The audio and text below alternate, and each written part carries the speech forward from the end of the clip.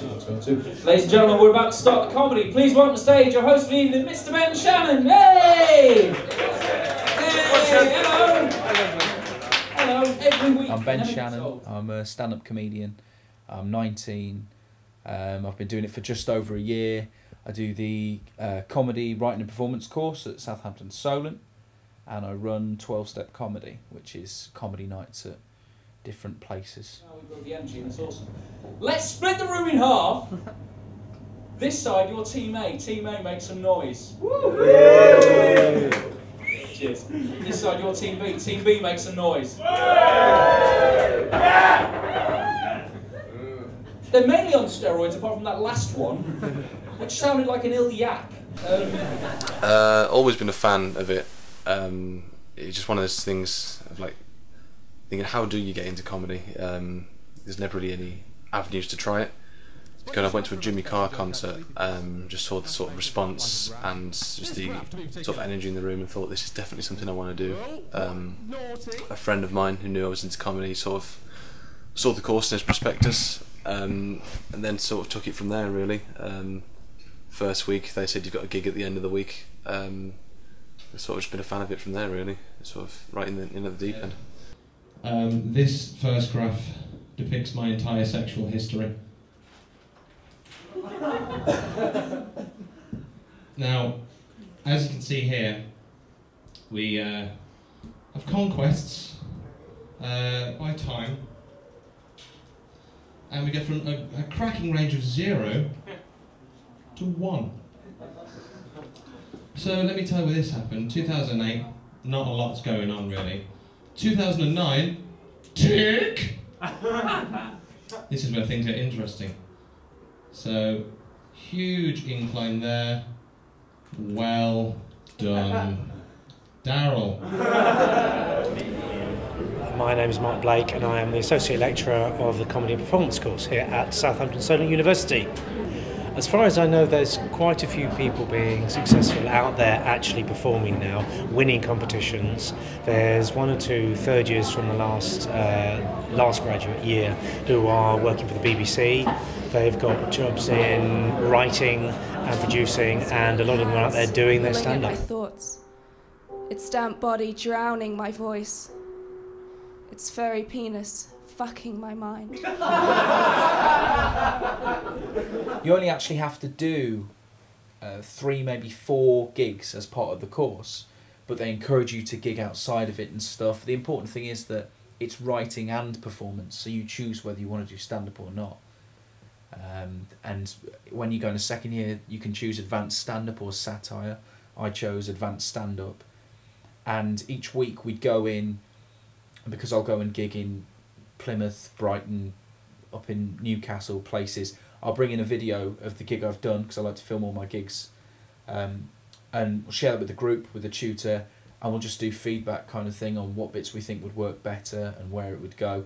So the great thing about the course is it's just the environment and the people that you're with. I think it might even be less the course and more the proximity of where everyone is. The example I use is, as I say, when I was doing the gigs at college, I was obviously living at home and I didn't know any comedians personally. So for me to get any kind of feedback or find out how well my stuff went down, get feedback from other comedians, it was non-existent. Whereas here, I live with 2 other stand-ups. So, you know, we're always looking at each other's stuff. That sounded terrible. And then kind of, you know, working on what materials, working in different places. A community boob, if you will. Like a library, you know. It's your boob, it's my boob, it's our boob. Doing a comedy course means that you can bypass 3 years of all the rubbish you're going to have to do out on a comedy circuit. Because normally you've got to get out on the comedy circuit, learn your trade, learn your ways by getting out there and gigging and playing in a lot of rubbish places. Here, on a degree course, you're going to learn the history of comedy. You're going to learn all about the circuit. You're going to get the chance to rehearse and practice and fail. Above all, get the chance to fail in front of your peers like tonight, or succeed or do really, really well. But you get that chance to try it in a safe environment for 3 years, where you're not in front of the public and you're not damaging a career prospect. Academically to practical, I think it's 60-40, but I'm not. I think it's 60%. It'll be more academic than practical, I think. I think it's 60-70% academic, because we have like presentations, essays, journals. I think they make it a good chunk. I said that of course. Thing at the end, don't we, as well? We've got radio as well, so I guess that's academic. And then we don't do that much stand-up wise. We've got 2 assessed gigs in the first year, only 1 this year. Then unfortunately for like the comedy side of things, it kind of dies down after halfway through the second year, so it's kind of just what you sort of film and do in your own time, really. But it's one of the things about the course, like you get out of it what you put into it, so it can be as helpful as you want it to be, even though I wish there were less essays. He's going to fucking film day with me. You know, like, if I go out and take a woman back, I've got the words like anger, twat, and I'm a rapist on my body. If a woman sees that, that's... Might as well get some cheese strings out. Yeah. In assessing somebody on a comedy course, we have various aspects like tonight's performance, and I'm looking at their stage skills, their diction, how they say that, how much profanity they do or don't use. I'm looking at, I'm thinking of particular students here. I'm thinking about how they use the microphone, mic technique, their stage presence, what they're wearing, what they've chosen to talk about, and very much, of course, their material. Whether they've created a whole comedy world or not, whether it's a bunch of jokes just rammed together, whether the jokes work or not. So it's a whole variety of skills I'm assessing, 9, 10 different things. And of course, to a degree, in comparison with their peers as well, because all degree courses are graded and assessed within a band of reference.